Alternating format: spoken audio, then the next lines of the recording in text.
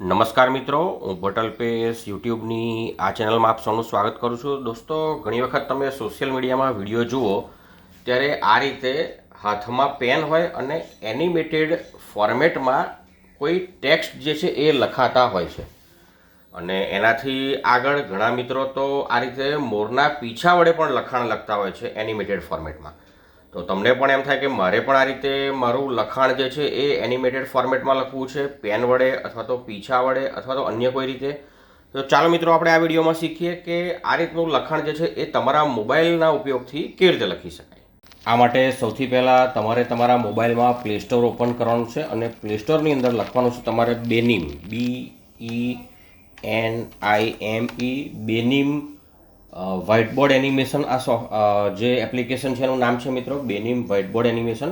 મેં ઓલરેડી અહીંયા ઇન્સ્ટોલ કરી દીધી છે, એટલે હવે સીધી જ હું ઓપન કરવાનો છું. આ રીતનો એનો લોગો છે, જુઓ. તમારે જરૂર હોય તો હું એની લિંક જે છે ડિસ્ક્રિપ્શન બોક્સમાં આપી દઈશ.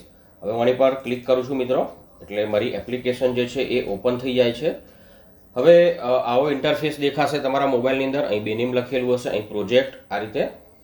અને હવે અહીંયા આગળ હું નવો પ્રોજેક્ટ ઓપન કરવાનો છું. અહીંયાથી નવો પ્રોજેક્ટ ક્રિએટ કરવા માગું છું, એટલે હું આની પર ક્લિક કરીશ મિત્રો.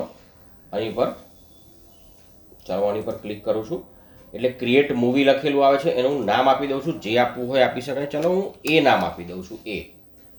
અને અહીંથી તમે એની સાઇઝ ચેન્જ કરી શકો છો. તમારે જે રીતનો વિડીયો બનાવવો હોય, જે રીતની સાઇઝ. હું યુટ્યુબ માટે વિડીયો બનાવું છું એટલે 1080 પિક્સેલ પસંદ કરું છું. તમે હોરિઝોન્ટલ, વર્ટિકલ તમારી જરૂરિયાત અનુસાર બનાવી શકો છો. હવે હું ક્રિએટ મૂવી પર ક્લિક કરું છું. ચાલો, આ નામ ઓલરેડી એક્ઝિસ્ટ છે તો હું એ બી નામ આપી દઉં છું અને હવે હું ક્રિએટ કરું છું.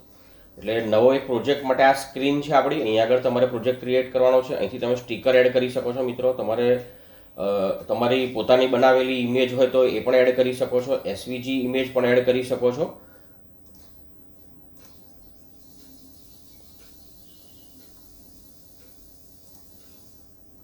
હવે હું ટેક્સ્ટ એડ કરવાનો છું.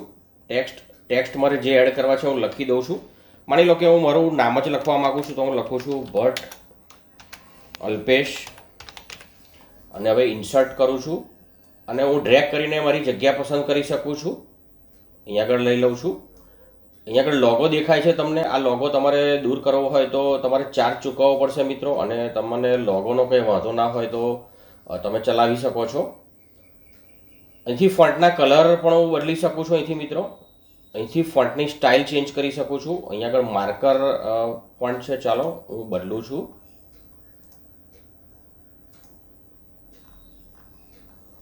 હાથથી લખી શકાય એવા, એટલે કે હાથના લખેલા હોય એવા લાગે એવા હું એકાદ ફોન્ટ પસંદ કરું છું. માની લો કે હું આ પસંદ કરી લઉં છું, આર્કિટેક્ટ્સ. અને હવે આની સાઇઝ પણ અહીંથી બદલી શકું છું. જુઓ, અહીં 100 સાઇઝના છે તો માની લો કે હું 200 કરી દઈશ તો મોટા થઈ જશે. હવે આ કર્યા પછી મને એમ લાગે ઘણા મોટા છે તો હું 100 કરી દઉં છું પાછા. તમે તમારી જરૂરિયાત અનુસાર બદલી શકો છો. હવે હું એના કોર્નર પર લઈ જાઉં છું. અહીંથી અલાઇનમેન્ટ કરી શકો છો. હવે મને એમ થાય છે કે આ ફોન્ટ મેં લખ્યા છે બરાબર છે, હવે આમાં મારે કોઈ ફેરફાર કરવો નથી. તો હવે હું આ ફોન્ટ જે છે અહીંયા આગળ ઓકે કરી દઈશ. આ ખરાનું નિશાન છે ત્યાં ક્લિક કરી દઈશ એટલે ઓકે થઈ ગયું. આ ફોન્ટ મેં પસંદ કરી લીધા છે. આનું બેકગ્રાઉન્ડ બદલવું હોય તો બી ફોર બેક અને ગ્રાઉન્ડ એટલે બેકગ્રાઉન્ડ પણ તમે બદલી શકો છો. અહીંથી તમે જુદા જુદા કલરના બેકગ્રાઉન્ડ પસંદ કરી શકો છો તમારી જરૂરિયાત અનુસાર. તમારું કસ્ટમ બેકગ્રાઉન્ડ હોય તો પણ તમે એડ કરી શકો છો. હવે તમે જેની રાહ જુઓ છો મિત્રો, ચલો અહીંથી ખરું કરી દો. હેન્ડ લખ્યું છે, એની અંદર જાઉં છું તો તમને મનગમતા હેન્ડ તમે લઈ શકો છો જેના વડે લખાણ લખાવાનું છે.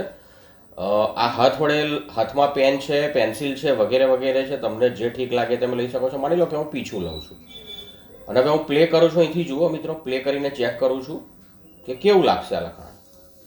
તો મિત્રો આ રીતનું લખાણ લખાશે. જુઓ, તમે ટાઈમ, ડ્યુરેશન ને બધું બદલી શકો છો. નવો પ્રોજેક્ટ અહીંથી એડ કરી શકો છો પ્લસ પર ક્લિક કરીને.